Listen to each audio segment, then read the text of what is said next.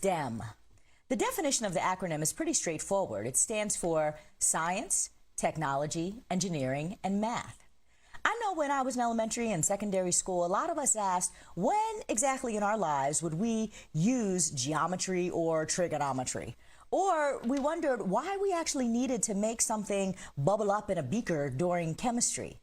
Much later, of course, we learned that math and science skills do have real-world applications. But when I was a student, no one really connected the dots for me about how I might build a whole career upon those skills. Well, according to PEW Research Center, Black and Hispanic workers are routinely underrepresented in the science fields. Overall, Blacks and Hispanics make up a total of 17% of those workers in STEM. That's compared to 67% of the jobs are held by their white counterparts. In life sciences, physical sciences, and engineering, for both groups, there's a chasm between the number of those working in these fields and the number of white folks who are working in these fields. The problem is that many kids of color don't have access to STEM programs that would move them into careers in sciences. But a program out of Boston is attempting to change this through a unique partnership with a prestigious local university. For more than 50 years, Sociedad Latina has been working to break the poverty cycle for Latino youth. Providing educational opportunities is core to their mission. Sociedad has teamed up with Boston University to promote STEAM careers like STEM, except with the addition of the arts. Joining me now to talk about this pairing is Alexandra Oliver-Dávila, Executive Director of Sociedad Latina.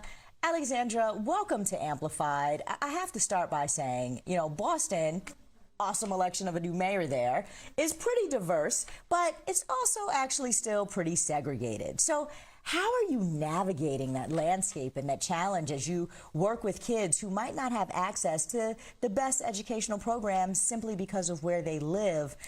Is that segregated piece a challenge? Oh, thank you so much for having me this evening. Appreciate it.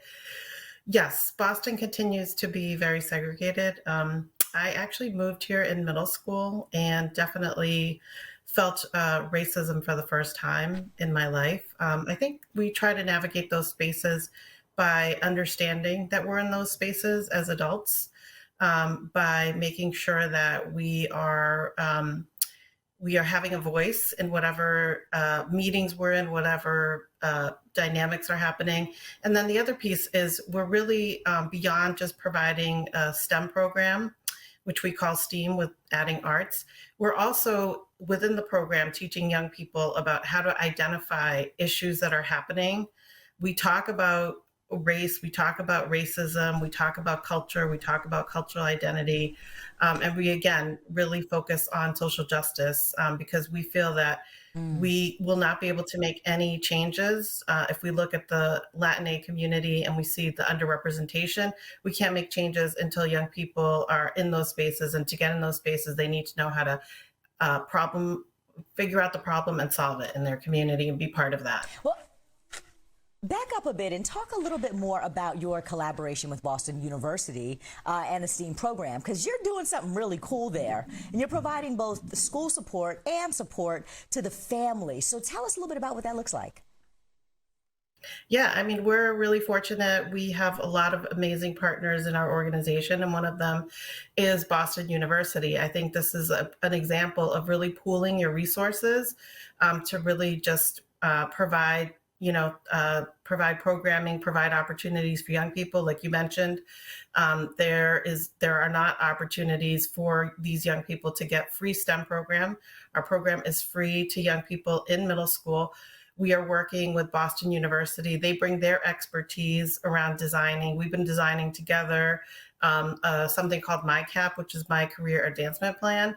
And so what we bring to the table is we're looking at things that we know make a difference in the long term in terms of young people being in school. When we talk about like college and STEM, a sense of belonging, a sense of connection, belief that they are actually capable of doing the work, and also helping to inspire them. So like whatever they're doing in STEM, they know that it's important, in the context of it's going to help the world.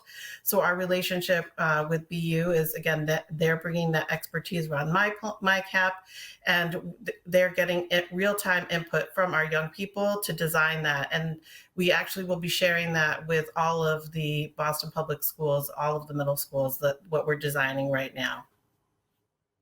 Wow. The last year, Sociedad Latina got a $1.5 million grant from the National Science Foundation. So tell us how that money is being used to support entrepreneurs. Yeah, so we're really excited about that grant. It has helped us to take the program to the next level. So again, exposing young people to STEAM, getting them really interested, and having activities that are fun. Because I think when we think of science, I know I was not something that I was really interested in, but we really bring it to a whole different level. So for example, this year, young people did a whole thing on the vaccine and the pandemic and what did that mean. They did a whole webinar to educate other young people. They've done really cool things like using biomimicry, and they created like a certain sneaker that was based off like how a cheetah moves. So these dollars really help us to be able to outfit our space, because it is expensive, obviously, to have the technology, and it helps us to actually hire more staff to work with us. And part of our model is our staffing includes alumni. So we have alumni who are in STEM fields and are coming back and working with our middle school students. So we're able to support paying them to be coaches and mentors in the program. So it's just bringing a whole other level of expertise to our program. And we are actually, we work with students from middle school all the way through post-secondary. We follow them for 2 years. And we are actually expanding. These dollars will also help us to expand into high school. So currently we have an entrepreneurship program where young people learn how to create a business. They do everything from A to Z, the web design, how much is it going to cost, what's the marketing, et cetera. But we want to expand our programming, not just to have the entrepreneurship, but really to look at a gamut of different things that young people are interested, like climate justice. We're doing hydroponics, you were just talking about gaming, et cetera. Yep. You were just talking about the time that you have kids engaged, and I think I saw that your goal is actually to keep kids engaged for 7 to 10 years. So I'm curious, we've only got a minute left, but tell me about your philosophy and really wanting to be able to engage the kid for a good part of their lives. Yeah, I mean, it just, our numbers have shown that students that stay with us for 2 or more years just do better all around. I think we're providing many things, and that includes family engagement. It includes exploration of culture. It includes civic engagement and organizing. It's just holistic wraparound supports, positive youth development. And we know that young people get lost in transition. So we're all about transition from middle school to high school to college, and college, or career to adulthood. So we have also a strong alumni program. Our young people need different kinds of supports, and it's not because they don't have assets, but there's a lot of things that are stacked against them as young people of color. Alexandra, thank you so much for coming on and sharing with us about all the great work that you're doing. Alexandra Oliver-Dávila, Executive Director at Sociedad Latina.